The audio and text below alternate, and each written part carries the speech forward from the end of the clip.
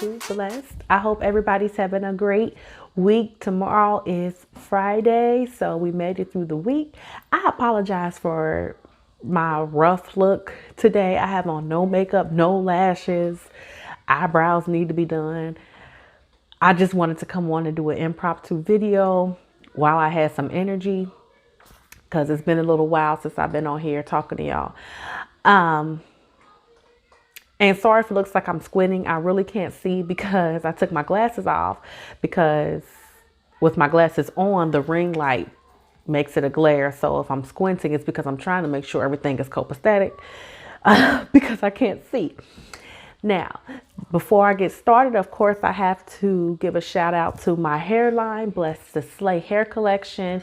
This is my water wave hair. I actually made it into a wig. I've had these bundles, so I just decided to make a wig out of it. And this is the first time I've made a wig, so I was kind of proud of myself because it didn't turn out terrible.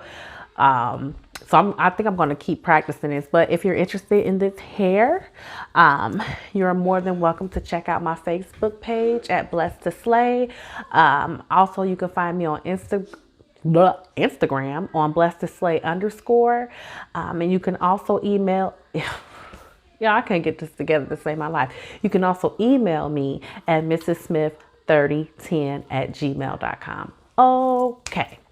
Now that we've gotten the business out the way, I decided to come on and tell this story. It's really my testimony. But I decided to come on and tell this story because I feel like it's important for us to remember where we came from and what God has done for us, instead of always, sometimes. I talked about this in a group that I have on Facebook. It's called War Room. I talked about this in a video I did in that group, but sometimes as Christians, we tend to want to forget who we used to be and where we came from. I apologize if I'm crooked, y'all. I'll straighten it out. But we tend to want to forget where we came from and who we used to be and what God has done for us. And we become holier than thou, and like we've never been there or done that, in regards to, what you may see some other people doing. So I wanted to come on and just share just a little snippet of what God has done for me and how he changed my life, even at such a young age. Okay, so don't judge me. This is something I'm actually proud of because it's what God has done for me. It's not something I'm ashamed of because it's part of my story. It was needed for me to go through and be who I was then for that short period of time. It was very short, maybe a year. But it was needed for me to be that person for that short period of time, so I can relate to someone else and share my story with someone else who might be going through something similar to this situation. But anywho, I'll go ahead and dive right in. So sorry, y'all, I'm getting a notification. Anyway, I'll go ahead and dive right in. When I was about 9, 10, around that age, 9-ish, 10-ish, I would say, a very close relative of mine. I'm not going to disclose the person's name because it's not about exposing anybody. This is purely about me. I want the focus to remain purely on me and what God has done. So I'm not saying that person's name, but it was a close relative of mine. And this person taught me how to steal. I never stole from a person, so don't come at me talking about that $20 that you was missing back in the day. I took it. No, I didn't. I never stole from people, so don't come at me about that. Anywho, but she did teach me how to steal from like businesses, mostly Walmart and Shoe Carnival. I was 9-ish, 10-ish. Walmart and Shoe Carnival.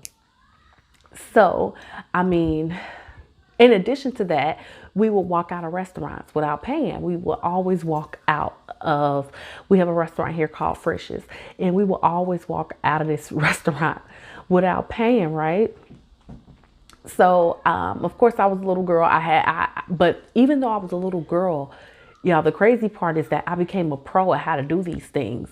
But it got scary because we started walking out on these different on these checks at all of the different restaurant locations for Frisch's here in Cincinnati. We would go to different locations and walk out just because, we knew that we couldn't keep doing that at the same location. So we would have to go to different locations and walk out, mostly like during breakfast time, like we'll get the breakfast bar or something like that and walk out on a check.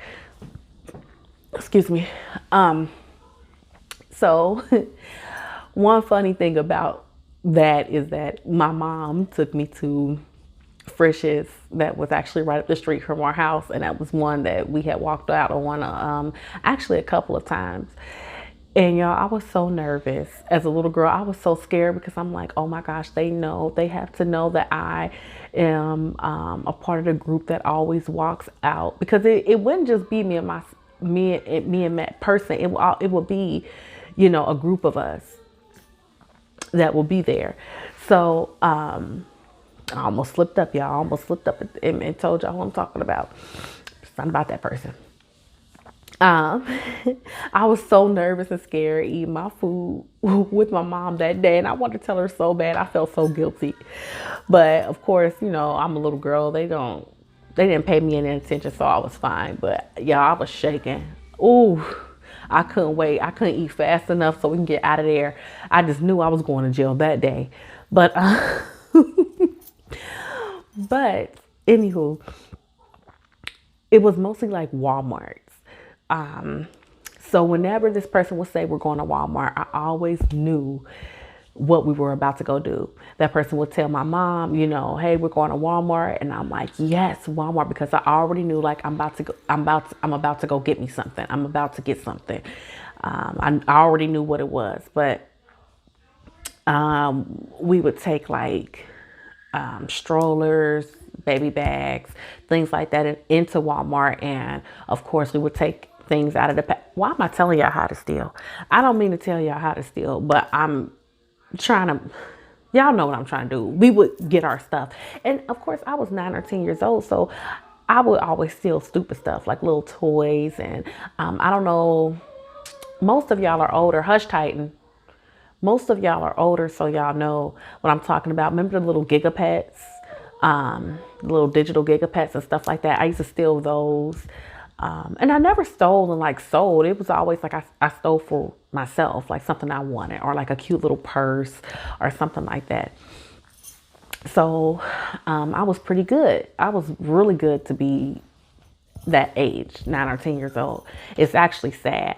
I know I'm making light of it, but it's actually really sad that I was that good at such a young age. But I was really a pro at Shoe Carnival. We would go in there and steal shoes. So basically what we would do here, I go telling y'all how to steal again. No, I do not condone stealing. Please do not go into Shoe Carnival and do this. I'm quite certain that their security is way better than what it was back then. But what we would do is we would walk in with the shoes we had on that we didn't want anymore. We would put their shoes on, the new shoes that we wanted, put our old shoes into the other box, into the new shoe box, and we will put that box back on the shelf. We would walk out the door with the new shoes on, right? So it just looked like we went in there and looked around, didn't see anything, and decided to leave. That's what it would look like to the Shoe Carnival workers. So I was really good at that. I was taught how to identify cameras, undercover officers, undercover security, things like that. I was taught how to identify those things. So I was never caught doing any of these things. I was never caught because I was such a pro at it. So one day we went to Shoe Carnival. My relatives stayed in the car, and a friend of hers was going into the store to go steal a pair of shoes at Shoe Carnival, and they brought me because I was a little girl, so it would make it look less suspicious because I was with her. It just looked a lot more normal. Having a little girl with you, you just don't think that people want to do things like that with kids with them, right? So we go into Shoe Carnival, and I am looking at this girl, and I'm like, oh my gosh, because she is so nervous, and it's written all over her face that she is just absolutely nervous. So I'm already not thinking that this is a good idea, because I'm like, she is just way too nervous. Like, you have to go in there looking normal, like stay calm. I mean, look like a regular shopper, like you have money to spend in this store, that you're not really worried about it. And she was just way too nervous looking, way too nervous looking. Anywho, so we're in the store. We go towards the back. And there were two guys talking in the corner, in the back, in the corner of the store. And they were talking to each other. And clearly, to me, I mean, they were dressed in regular clothes, but clearly they were like undercover security. Like, it was so obvious to me. And then the Shoe Carnival, I don't know if they still have this, but they had like the mirrors all along the walls, which of course I knew were cameras. They weren't mirrors. I knew they were cameras. So I told the girl, I said, look, those are security officers. This is not a good place for you to do this right now. Like, this is not, this where we were positioned, where we were, this is not a good place for you to do this right now. She's not listening. She is just like, I mean, like, when I say just grabbed her, like, that's how she was, really nervous. And so I'm sitting here like, oh man. So now I'm starting to get scared for myself, because I'm like, even though I'm not stealing, I'm with her. Like, what's going to happen to me? Because at this point, I know she's going to get caught. So then she proceeds to take her shoes off, you know, to do the switch. And I'm like, no, those are cameras right there. Like, there are cameras right there. They see you. Those are cameras. And these guys are right here. Like, you just are setting yourself up for complete failure. You're not going to get away with this. She's not listening to me because I'm a little girl. I'm 9 or 10 years old. She's not going to listen to me. Who's going to listen to me? A little girl, not knowing that I'm a professional thief at this point in time. Excuse me. Who's going to listen to me? So she proceeds to do the switch. She switched them out. We walk out the store. So I'm feeling kind of relieved, like, okay, they didn't notice or whatever. And then here comes the two guys. Excuse me, ma'am. They grab her. I proceed to get in the car with my relative, and they take her off to jail. And I told my relative, like, I tried to tell her that they were security. Like, I was so upset that she didn't listen to me. I'm like, I tried to tell her that those were security guards. They were security guards, and there were cameras right next to where she was doing the switch. Like, I tried to tell her, like, she just didn't listen to me. And my relative was like, I don't know why she didn't listen.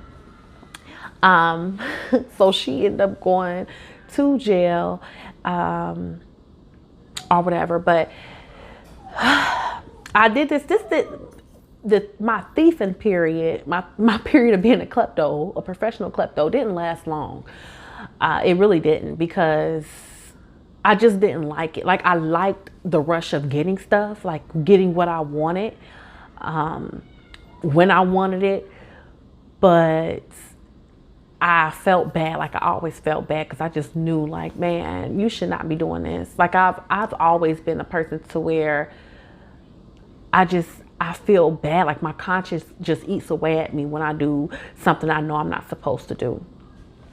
So I thought that I would go ahead and just stop stealing, stop, walking out, stop, stealing shoes and stuff. I thought I would just stop. I thought it was something I was completely in control of. I can just stop doing it. Like, I don't have to do this. Well, we went to Walmart. I was actually with my mom, and we were at Walmart, and I seen something that I wanted so bad. Like, I wanted this thing so bad, and I knew I could get it. I knew exactly what to do to steal it. Like, I knew I could get it if I really wanted to. And I wanted this thing so bad, but I had told myself I wasn't stealing anymore. So the problem I had, this is when I knew, like, oh my goodness, this is a real problem. Like, it's not something that I just do when I want. Like, I feel like I have to steal. Like, I felt like I had to steal. Literally, y'all, I heard this voice in my head. I cannot make this up. Right over here, it said, take it. Take it. You want it. Take it. Take it. And then there was a smaller voice. The smaller voice didn't compare to the bigger voice. Like, the bigger voice was loud and clear as day in my ear. And the smaller voice was kind of like, come on, don't do that. Like, you don't, come on, stop. Let's cut that out. You know, you're with your mom. Don't do that. But this other voice was like, you need to take that. You know you want it. You know you can get it. Take it. And that's when I was like, oh my gosh, I have a problem. And this is at 9 or 10 years old. I'm like, I have a problem. I am addicted to stealing. Like, I'm addicted to stealing. Long story short, I battled with that for a while. I had to continuously go into stores like Walmart, Shoe Carnival. I had to continuously go into stores and not take anything and talk myself and restrain myself from stealing, and do that over a period of time before I actually didn't have the urge to steal anymore. Like, it took a while. Like, the period of time that I was stealing was much shorter than the time it actually took for me to stop. That's what was crazy. But I know that, I mean, the urge was so strong, y'all. I cannot describe to y'all the urge, like how deep and intense the urge was for me to steal these things. It was so strong that I know it was only by the grace of God that I was delivered from being a freaking thief. Like, there was no way on my own will, on my own accord, that I could have done that by myself. Like, I would still be a thief right now because the urge was so strong. Like, I just would have grown up and just continued to be a professional thief, maybe until I got caught or whatever. But I know it was only by the grace of God, because I would always feel that. And eventually it just, that voice that always told me to take it, that demon that always told me to take it, that voice it was like it got lower and lower and lower and lower. And eventually I didn't hear it anymore. I could just be like, oh man, I wish I could have that. But I was able to keep walking and not have that battle going on the inside. Like, I keep walking past it and not have to battle myself on the inside as to whether or not I should take this item. Like, these are the things that we should tell people and tell other, people, maybe people who are unsaved, maybe are still battling these things. I don't know why people think, like, just because you believe in God or just because you're saved and you've accepted Jesus Christ, that you don't have problems. No, if you were a thief before, you could still very well be a thief. Like, you have to be delivered from things. Like, that doesn't stop everything. Like, you have to be delivered from stuff. So these are the type of things we need to be telling people. Like, if I was a prostitute before, I mean, I will be telling y'all the story of me being a prostitute, because that's what people need to hear. You don't know who you're helping by telling people certain things like this. There might be somebody who is a thief right now, who has, or maybe they are addicted to something else, and they know that voice that I'm talking about, the one that they want to just shut down, that just doesn't seem to want to quiet down. It might be helping them to know that, that's something that God can help them with. God can deliver them from that, and they don't have to do what they're doing, and that there is a light at the end of the tunnel. Because that really affected me. Like, that really threw me off, because the thing about it was that I was cool and everything seemed smooth when I was doing it, even though, like, I still had that conscience, like, man, why are you doing this? That thing telling me that what I was doing was wrong, but I was okay. Like, it wasn't a battle within me. I knew what to do. I knew how to get it. I knew how to get away with it, but the struggle came when I wanted to stop doing it. And I just knew that it wasn't right. So I say that to say, hang in there. God can deliver you from anything, and watch these kids, because like I said, I was 9 or 10 years old when I was doing this, and God delivered me from this. So you're never too young to have a testimony. You are never too young to have a testimony. So anywho, I hope y'all found some type of humor, and that, as crazy and as sad as it actually was, I hope y'all find some humor in that. And I know it's not the worst. I know that, okay, I was stealing. I was a kid that was stealing. I know that it's not the worst of the worst. But what I'm saying is, if you look beyond just the action itself and look at what God did, you'll see you'll understand what I'm talking about. I know I didn't do the worst. I know I didn't. I know that some of y'all are like, oh, that ain't nothing. Da, da, da, da. I know that a lot of people have done way worse, and you know what I'm talking about doesn't even compare. But I'm talking to those people who just know that feeling. It might be a different action or a different thing that they're struggling with, but who just know that feeling that I'm talking about. So anywho, go ahead and like, share, and subscribe to my channel. Tell me your thoughts on this. Okay, let me get that together. Tell me your thoughts on this video down below in the comment section. And don't forget, y'all, don't be afraid of the storm, honey. You are the storm. Okay. All right, I'll talk to y'all on the next one. I love y'all. Mwah.